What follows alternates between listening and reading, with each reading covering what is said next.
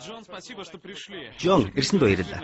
Та номондоо дэлхийг үгүйдэгэхэд түүний талыг хувь хүн засгийн газрууд биш харин таны корпоратократ гэж нэрлсэн нууц нийгэмлэгүүд удирдах байна гэлээ. Энэ юу гэсэн үг вэ? Корпоратократууд бол бас л хүмүүс. Том корпорац эзэмшдэг хадагтаанууд. Үнэн дээр тэд нууцч биш, далдлах шаардлага байхгүй. Томор харвал тэд хууль бусаарч ажилдаггүй. Гэхдээ тэд чухам Америк нэгдсэн улсын засгийн газрыг санхүүгийн байгууллагуудаар дамжуулан хянаж, бусад орны засгийн газруудыг удирддаг. Тэд олон нийтийн мэдээллийн хэрэгслийг шууд реклам сурталчилгааны зардлаар нь дамжуулан хяндаг. Тэдний үйл ажиллагааны үзэл санаа бол хамгийн их ашиг олох явдал юм. Чухам ийм үзэл санааны дор Америк нэгдсэн улсын хүн амын 5% нь нууц баялагын 25%-ийг хэрэгэлдэг тогтворгүй байдлыг бий болгосон л доо.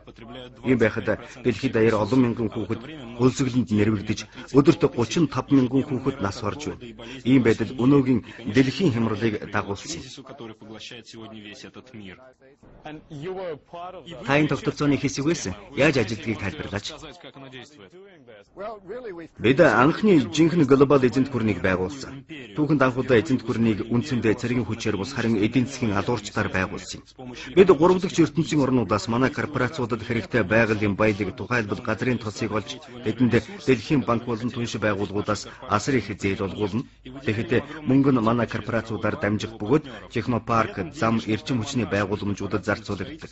Ийм схемээр манай компаниуд болон тухайн орны элит баян цөөхөн гэр бүл баяжиж байхад ард түмний нь ядуурч, улам ядуурн тэр цахилгааны мөнгийг төлж чадахгүй, гоё замаар нь явж чадахгүй байдалд хүрнэ л дээ. Ингэснээр тухайн орон манай өрийн занганд орж улмаар их хэсэг хугацааны дараа төлж чадахгүй болсон үед нь төлбөрөө хойшлуулна. Гэхдээ газрын тосоо ашигт малтмалаа бидэнд хямдхан өг. Нэгдсэн үндэсний байгууллагад манай заавраар саналаа өг. Ирак мэт өөр бусад газарт цэргээ явуул гэж тулгардаг. Хэрэг тэд татгалзвал цөөврүүд гэж нэрлэдэг өөр хүмүүсийн ажиллагаа эхэлдэг.